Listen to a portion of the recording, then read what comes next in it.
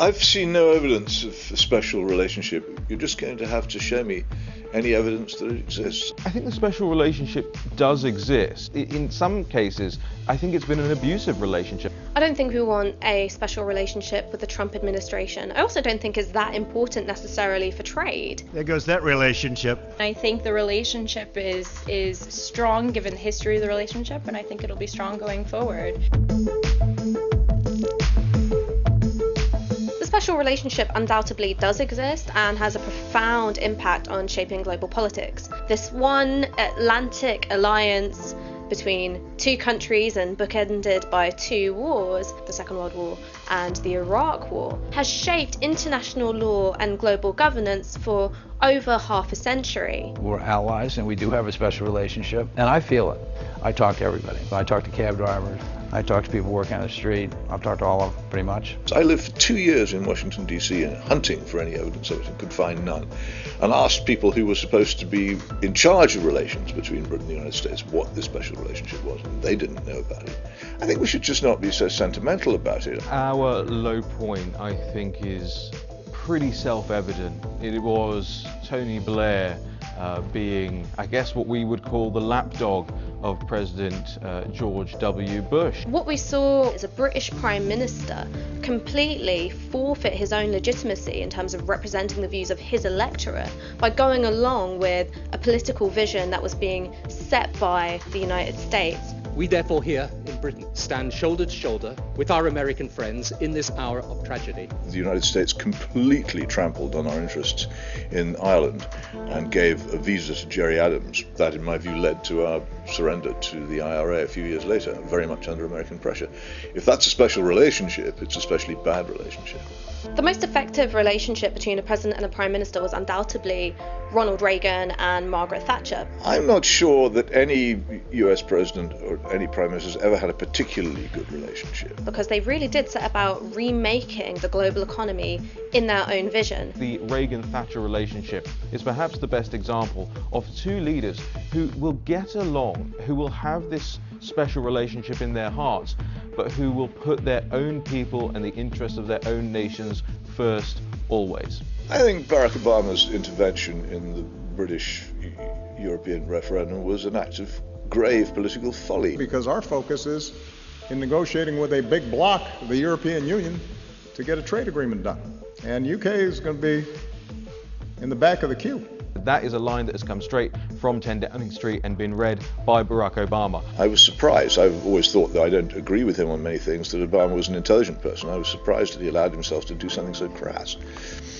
I think he actually handed us the referendum. He handed Brexit the referendum by doing that. I thought Brexit, I think it'll go down, that it will end up being a fantastic thing for the United Kingdom. What this Donald Trump presidency has brought, not just to the special relationship, but actually to the American relationship with the entirety of Europe, is the idea that you can be a sovereign, independent nation state, that there can be European nations out there that can look after their own defense budgets and look after their own sovereignty. Oh, well, from a sentimental perspective, Trump has Scottish ancestry. Right, I like it. It's great music. His mother is from Scotland and loved the royal family. And I think that instilled in him his love for the Queen and respect for the UK. Watch this. I'm not sure that Donald Trump really has a relationship with Theresa May. Foreign leaders are to him incidents in his day who he has to cope with.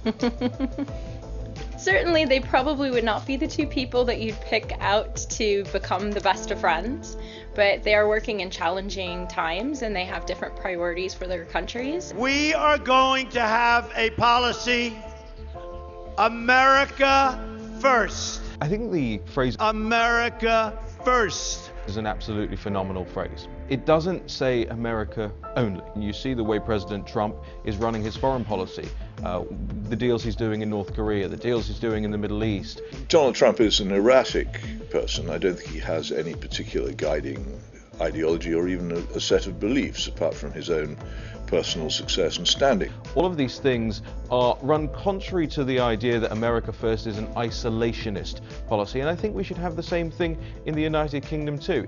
Trump has great value and respect for the UK, as demonstrated by one of his first actions of restoring the bust of Winston Churchill to the Oval Office, which was removed by Obama. He also invited Theresa May to be the first foreign leader to visit the White House, and putting the UK at the top of the list for a post-Brexit trade deal. I mean, the saddest thing about the Trump presidency is that it hasn't actually weakened the special relationship between governments at all. As the president himself has said, I think we have already struck up a good relationship. So we've been treated to the sad spectacle of our Prime Minister Theresa May capering after Donald Trump in indefensible policy matters and even holding his hand.